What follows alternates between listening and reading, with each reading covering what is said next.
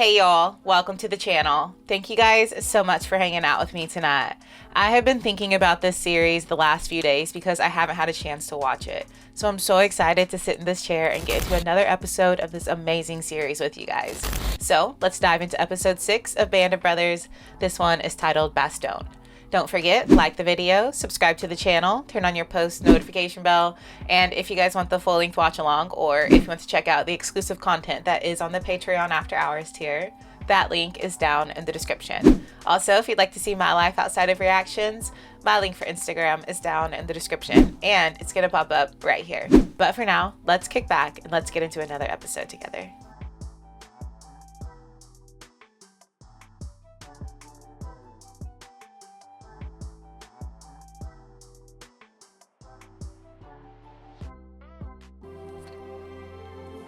Does anybody have a favorite war movie? I'm thinking of all the ones that I've watched.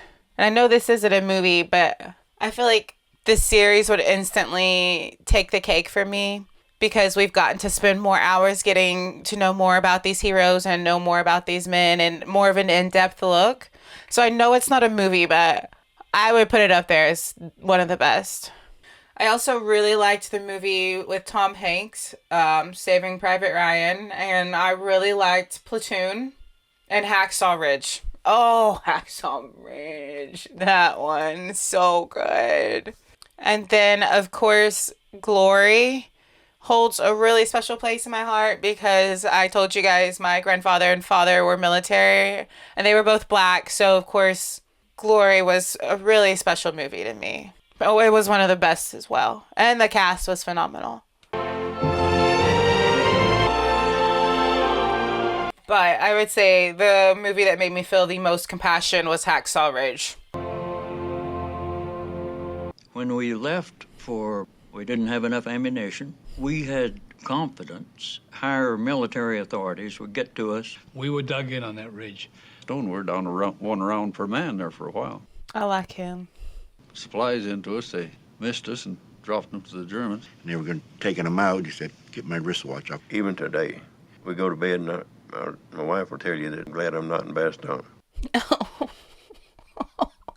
Can you imagine, just think about it, like going into war with little supplies? I didn't think about them not having enough ammunition. I didn't know that.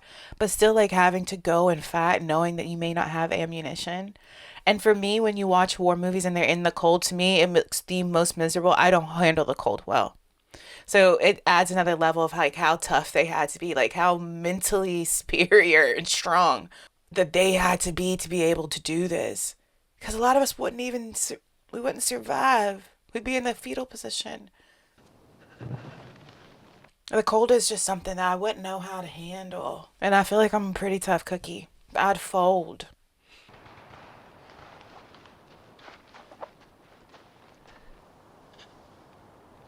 Gosh, look at how the bodies look. Gosh. Oh, why does it look so much worse in the cold? Because it just makes them look like they've been dead for a while. Because obviously the body is so cold and stiff.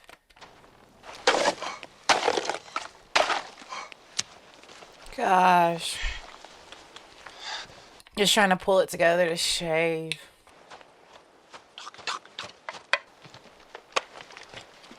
During war in the military, you still expected to shave to keep the clean appearance that they're supposed to have? Like, even if you're out and about? Kommen Sie here. Kommen Sie here, schnell. Look at that visibility.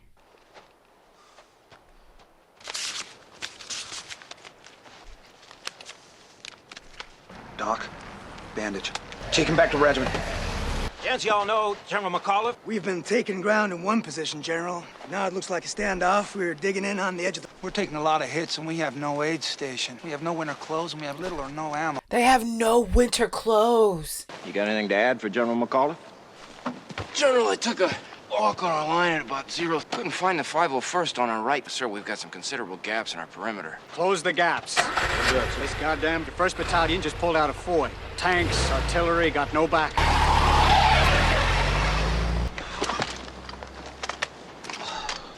Nice scroungy bandage from your kid, sir. No plasma, a couple of bandages. In fact, to try to find Nothing. We saw they took the bandages from the German. He don't have much supplies either. Hook up with Doc Ryan. He'll fix you up with what he has to spare. Get everything you can. Doc, what's happening? What'd you get? I got this. I got myself a crap bandage. That's all that the medic has. What is he supposed to do? That's it. That's all you got. No, 1st Battalion's pulled out of Foy. I need morphine. That's all I got. One vial. Golly. 2 medics in one hole? What's gonna happen to us if you take a hit, huh? I didn't think about that. First Sergeant, where's my foxhole? Like that's crazy that you would even have to have that train of thought. 2 medics in one hole. Yeah, if they get hit, they have no medic. It's not something that would cross my mind naturally. Did you keep your morphine from Holland? No. And the hell with the leg, I'm pissing needles. Later. You seen him? No. Depend on it. Might be upstairs in the study, that skinny old... How'd your morphine guy? Nobody was prepared. It's just like it can just happen and break out at any time. Can you imagine your system going from at least a little bit of calm they had to that? Just makes PTSD make so much sense. It makes it make this sin for some reason really made PTSD make sense to me. What are you looking at him for? Watch the goddamn line. Because like they're waking, some of them are waking up and it's like you can't even tell where it's coming from. You hear people screaming, bombs going off, and it's like wake up, fight for your life, but where do you shoot? It's the artery, I feel it. I ain't going nowhere. I don't need to go back to no aid station. We don't got no aid station. They ain't got no aid station. Big Carla, scissors. I need scissors. You got scissors. Right, well, you don't need this. Not yet. I do. Who got hit? Big Carla. This is what I want you to do. I want you to take someone. Give me some goddamn scissors. I can't get any. He's been looking for them scissors. You know, he told me his goddamn virgin. Replacement of my foxhole, Julian. Yeah? Goddamn virgin, just a kid. Dang, that's sad. Only virgin I know is the Virgin Mary. That's sad. It's sad that he's so young and like, I don't know, is it weird to say like he's going to war and could possibly be injured or pass away before he ever even has sex. That's how young he is. Come on. He fell in a German foxhole. No! Why are we not shooting back? Gonna have to go back to Bastogne for plasma. Doesn't your surgeon have plasma? We don't have one. They have nothing. Go. It's like, yeah, they can't even give much too, could they? I got something in my eye. Yo, they smell like my armpit. What's in these things anyway, huh? Nothing you won't eat, malarkey. What did he feed them? Anybody see Lieutenant Dyke? Italian CP, sir. Try Hinkle. Hey, Eugene. Lieutenant Dyke's got a full A kit. Try him. Maybe Hinkle's got us right for you. Eat your straw. And then this movie and scenes like this make you realize how close the Brotherhood is like why nobody else in the world could possibly understand what soldiers go through besides soldiers. It's obviously so different than what you could ever even imagine. The camaraderie, at least. That is like family. And in a time of war, at least that warms my heart knowing that they view each other as family and how they look after one another. Hey, Heffron, you okay? What is with the Heffron bullshit, huh? Only the goddamn nuns call me Edward. Hey, listen, I need to know whether you kept your morphine from Holland. Don't recall. Hey. That's probably the warmest spot that you could be in for them, right? Morphine. Flirt between pounded up the contraband. Used to looking scissors. Man, he's just been hunting this whole time for gear. Oh, and you better check on Joe Torrey out in the OP. Thanks. We got hot food. Can you smell it? You watch the goddamn line, McClung. Where are your boots? Took them off drying my goddamn socks. Well, what's your size? 9. Oh, he's gonna get frostbite. Shoot you dead. That's right, Peter. You keep laughing. My stuff. What are you looking for? Scissors. He finally got the scissors. How deep are we into this episode? I'm happy for him, man. When you see his face when he got the morphine, he was so happy. I still got the itch every time I... Make sure you move around a little, get your blood flowing. Should I take my boots off? All you gotta do is just... Sergeant, I'm sorry, like, I know it must be hell, but... To be understood is to understand. Is to love with all my heart.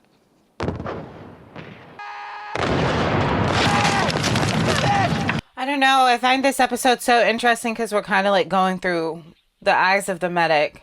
Look, if he didn't get those scissors, that's why those scissors were so important. Oh, holy! Oh no! Oh no! Oh no! Oh. Ain't that bad. Ain't that bad. And you see, like, why he was scrounging for supplies. The little bit that he could get matters so much. No, Doc, save the morphine. I can make it, save it, okay? The fact that he said, save the morphine. The fact that he said, save the morphine for somebody else, like he can handle that bad kind of pain. Gosh. I'm so sorry. I don't know how medics and doctors, like, how they are able to do it's not the blood and the bone, it's imagining the person in pain that does it for me. All the tanks! Like, I'd be better off working in a morgue than in a hospital. Because I could see the bodies, I could cut, I could do that if they're not in pain. We got nothing! After war, could the medics go on and enter... Watch the leg. Yeah, watch the leg. Get him in. A medical career? Like, after war, what could they go on and do with this kind of training? Oh, no. Here. Is he bad? No, low leg wound, no morphine. You got plasma? Wait, please. Yeah, the nurse has got a lot going on, too.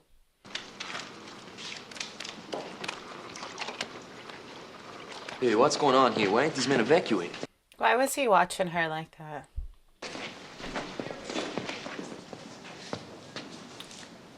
They're in such bad condition. Celui-là, c'est pas grave, c'est pas urgent. Nurse, This way. I need morphine, I need bandages, whatever you got. Okay, I can give you a little, but not a lot. Yeah, because everybody needs what they have. So, like, they really have to pull together to even give just a little bit to one another. What's this? From the bed. What, sheets? Oh, so they're using bed sheets for bandages. Are they in a church? Comment vous appelez-vous? I'm Gene, Eugene Rose. Where are you from? Louisiana. Et toi? Tu viens d'où? Bastogne. That's why he's able to speak French, I'm wondering. Because he's half Cajun. Can you get me back to the line? Or no, in Florida, is it Haitians? Is it Haitians that are able to speak French? Somebody help me with that. What am I understanding or misunderstanding here? See, in these war movies, you never get a love story. And I always, like, kind of hope for one. And then I watched, what was it, Inglourious Bastards, and I never want to see a love story again because she died, like, literally as soon as he left the building, it was bombed. I don't want to see it anymore. I'm good on love stories in war. It's not going to end well. We're gonna die now. We're gonna die in the state of grace. Italian one of our kind. And also, how stupid is it to hope for love in a time of war? It's a hopeless romantic. It means to get real. There are bombs falling from the sky, girl. Going like this last time. Asshole couldn't.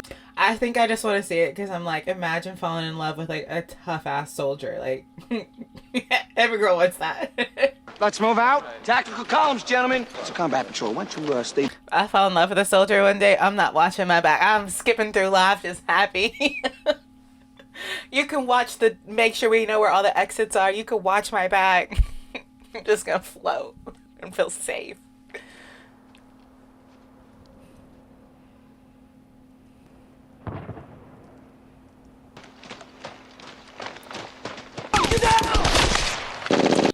Oh, as soon as he said get down, he turned around and looked. Push this in! He's just sitting there. We got a man down! Get him down, Julie! Sarge! Somebody's got to get out there and get him. Oh, God. Covering fire! Even if they get him, I'm like, is he going to survive? It looked like he took a shot to the neck. And he's like begging, like, somebody come and get me. Oh! Oh, he's so far out there. He's so far out there. I was watching him look over at his brothers. We made contact. Stop moving! And you can tell he wants to save him so bad. There's just not a chance. There's not a chance. Out of here! Let's go! They're pulling back. Stay with us! He wants to so bad. Stay with us! Look at me! I don't think it's possible. I don't think it's possible. Gosh, that's a horrible way to die. It's such a horrible way. Straight ahead! Straight ahead! Doc! Martin! Sir! What's going on? Here, they're lying! They're lying, sir! We gotta go back, sir! Gotta get Julian. CP. Come on, Martin, fall back!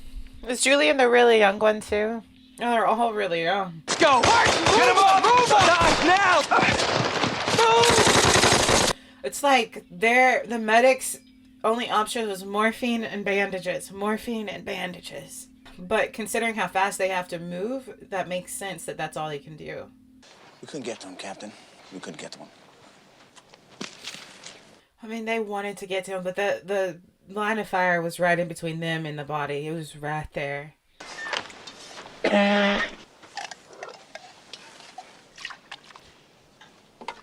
I know I'll never be able to fully understand war. I understand that. But this series has really given me a much deeper perspective and insight into what it looks like, what it feels like, what it must be like. And even watching that from a screen, it's hard to handle. I can't imagine being out there doing it. And we always say our military is tough. We know that, right? But it's a different level of tough. That's a different level of human. Oh, it's getting to me. Bad. Thanks for the boots, Doc. Doing fine. Oh, gosh. Are you still having trouble with your feet? Show me. Let me see it.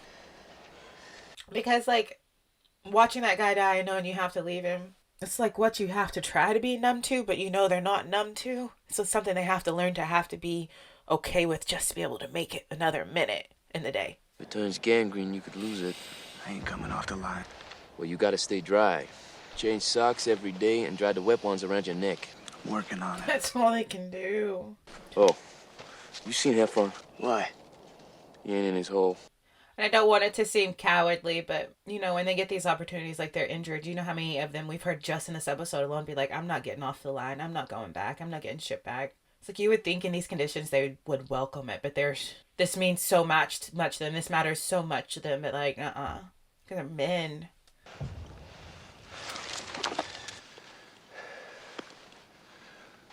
I promised him if he got hit, I'd get his stuff and bring it to his ma. You know? Not the crowd, so strip him. It's okay. It's not. Oh, gosh. I just realized, like, his body's left with them. Should have got to him. They're gonna strip him for his stuff. That makes it worse. This episode's really hard, and I think it's just, like, the conditions we have to see them survive. Hey, what do you call those people again? Traiteurs. You know, my grandma was a traiteuse. Laid her hands on people and cured them. I remember she used to pray a lot. Talk to God about the pain she pulled out. Carried away. That's what she did. I'm still trying to figure why they picked me for a medic. How did they decide who would be a medic and who wouldn't? I've had enough playing doctor.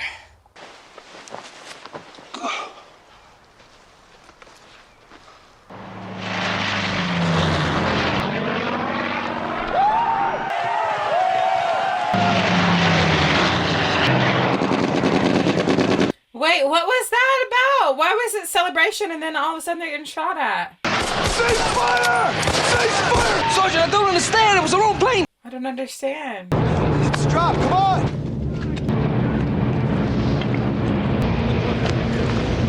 You know how happy they are to see supplies. This whole episode we've seen them struggle with that. Everybody. All right, help the doc. Rest the hand here! Help! Hey, trouble! Fire in the artery. My Lantis. And I know obviously there's no time for gloves, but it's crazy to me to imagine how they feel. And this is probably a weird thought, how it must feel to have that blood all over your hands while you're trying to work and fix. Like somebody's blood. Oh,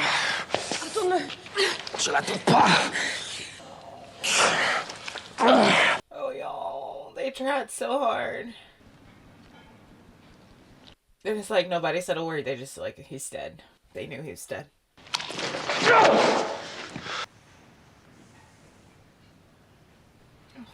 See, not a single word needed to be said to understand how those two both felt. Just in that shared moment, that shared look, we knew.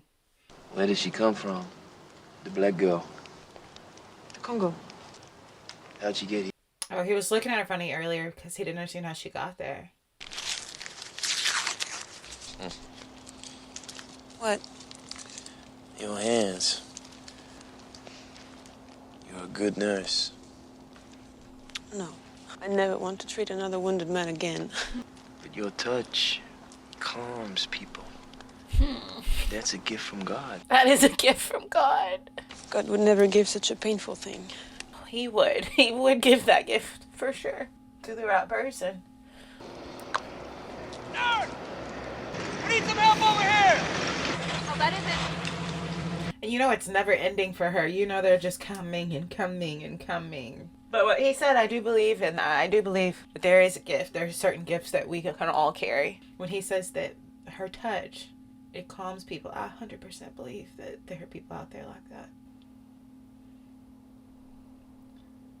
For me, it's so easy to feel somebody's presence. So that calming nature or even chaotic nature, I feel like you can feel it. Through these trees, just sweeping down to... That's a hell of a long ride. So, what's college like, Buck? Cheerleaders run their fingers through your hair? Oh, babe,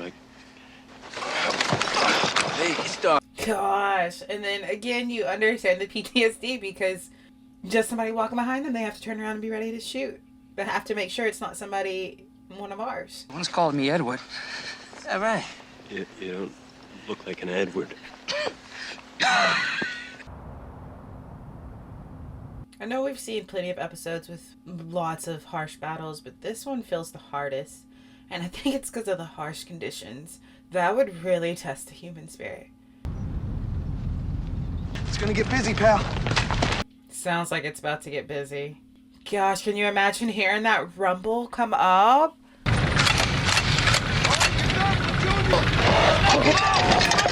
That was instant. Come on, let's go! Go! I got it. I'm keeping it for you. Smoke.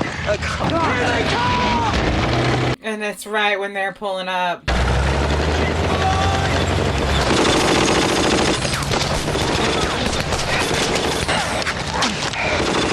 And then it's like the medic to have to be able to render treatment with all this going on around them.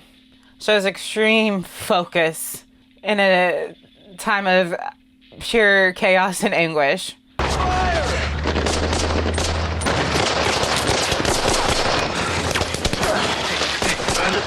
Gotta get the hell out of here! And then it's also having to see them, like, how they have to move those bodies when they're in pain, and like the way they have to drag them and carry them when they have such a major wound. Stop! We gotta stop. And they can't carry them delicately. Ow. Take the plasma. All right. I got your ride, Doc. How far away is this aid, or I'm going to say the hospital, makeshift hospital, how far away is it from where they're actually camped out at? Where's his tag? What's wrong with him? Can't feel a thing. Are you alright? He's not alright. He's not alright. The magnitude of all this is wearing on him and you can see it. And how could it not? I would say the human spirit is a beautiful thing, right? But I don't know, this episode really shows you how much the human spirit's tested in war in every way possible. Yeah. And we've seen it just wear heavier and heavier on him as the episode goes. General McAuliffe wishes us all a Merry Christmas. What's merry about all this, you ask? Everything that's been thrown at us from the north. Now, 2 days ago, the German commander demanded our honorable surrender. The German commander received the following reply. We're giving our country and our loved ones at home being privileged to take part in this gallant feat of arms. Merry Christmas to you all, and God bless you. Merry Christmas. Yes, sir. Doing a good job, honestly, and that gave them spirit. I don't know, but think about what he said. The Christmas we're giving everybody back home. It's like that's what they have to write off on because they're not getting a Christmas. But that's true. Think of the families that were at home eating dinner in the comfort of their warm homes.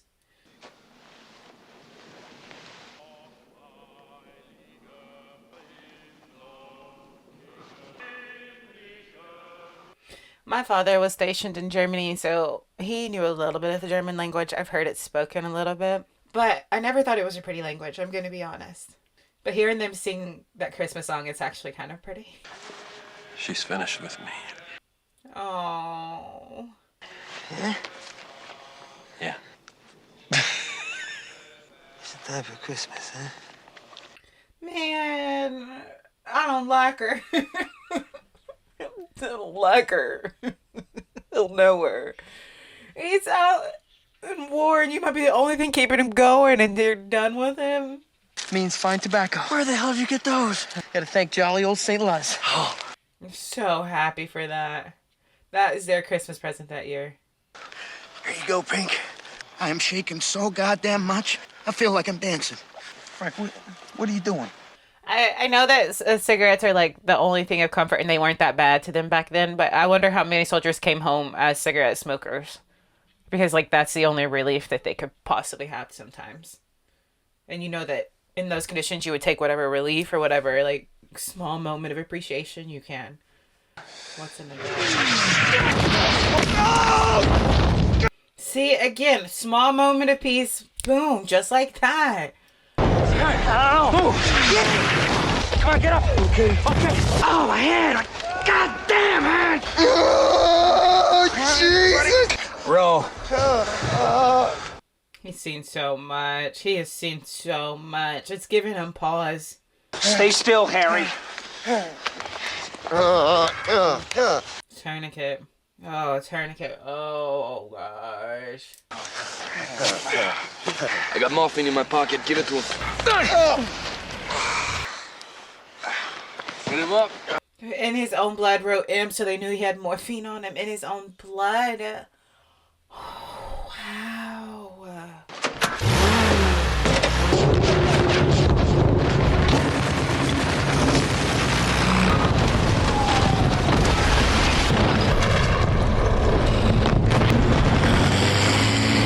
No.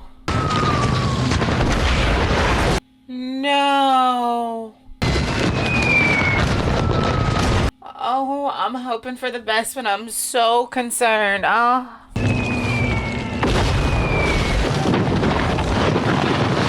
Come on. Oh no, that was what she wore on her head. Come on. Get your ass out here! He doesn't have a chance to mourn and grieve. He doesn't have a moment to take anything in.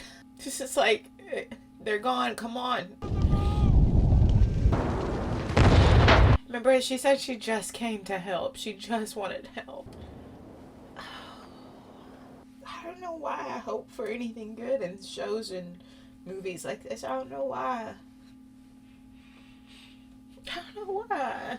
No, I don't know where the hell you are. Yeah. Hey, I'll fix it up.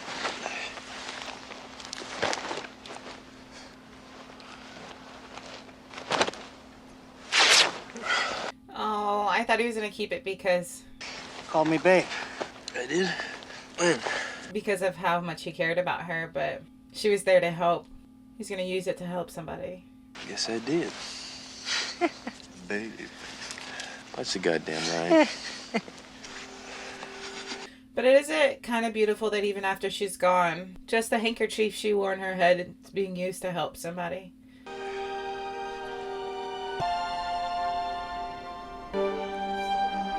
On December 26, 1944, General Patton's Third Army broke through the German lines, allowing supplies to flow in and the wounded to be evacuated. The story of the Battle of the Bulge, as told today, is one of Patton coming to the rescue of the encircled 101st Airborne.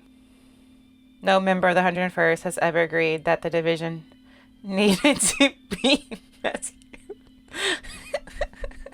I don't know why that's funny to me. It's so tough. It's like, yeah, you came. We could have made it. We've been making it. You know what? I honestly, as heavy as this episode was and all the feelings that were felt, I would say that I really did feel like it was paced out so well for it to be such a heavy episode. And then from those perspectives to be, for me, what I took away from this episode was how hard it is to survive in certain conditions, and specifically for me, how hard I would imagine it would be to survive in the cold. That was a big takeaway from it. But then I think one perspective in war that I've never really considered, that we really got an in-depth look at, was the perspective of the medic.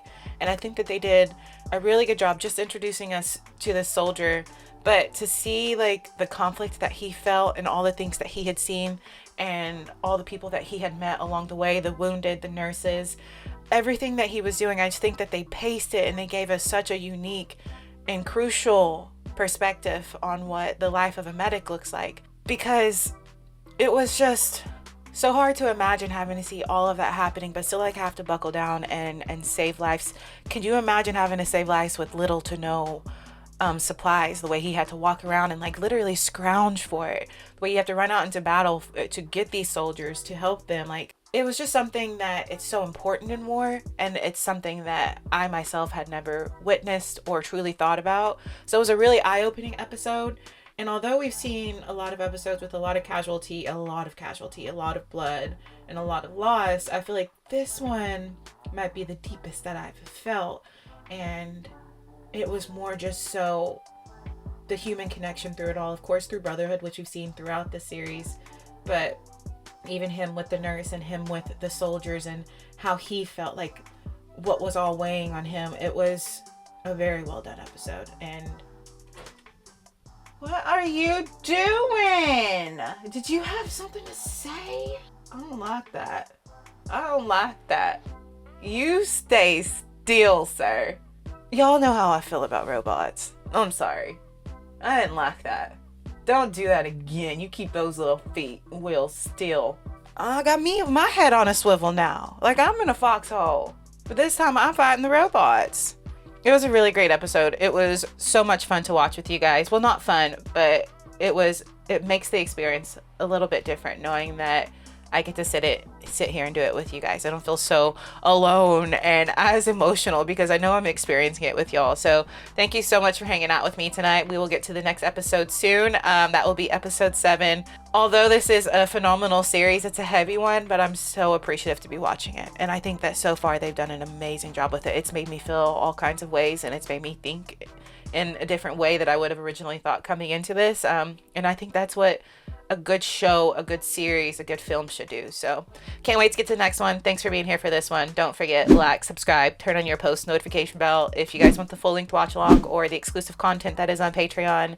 That link is down in the description. Also, if you'd like to see my life outside of reactions, my link for Instagram is down in the description, and it's gonna pop up right here. If you guys don't see this little guy in the next episode, it is because he certainly freaks me out by taking a step forward at the end of this series, at the end of this episode. So if you don't see him, he is in pieces, because I don't trust that. But if you do see him, I have matured and gotten over my fear of robots a little bit, droids even. So we'll see. Don't forget to like the video. Thanks for being here. Bye, y'all.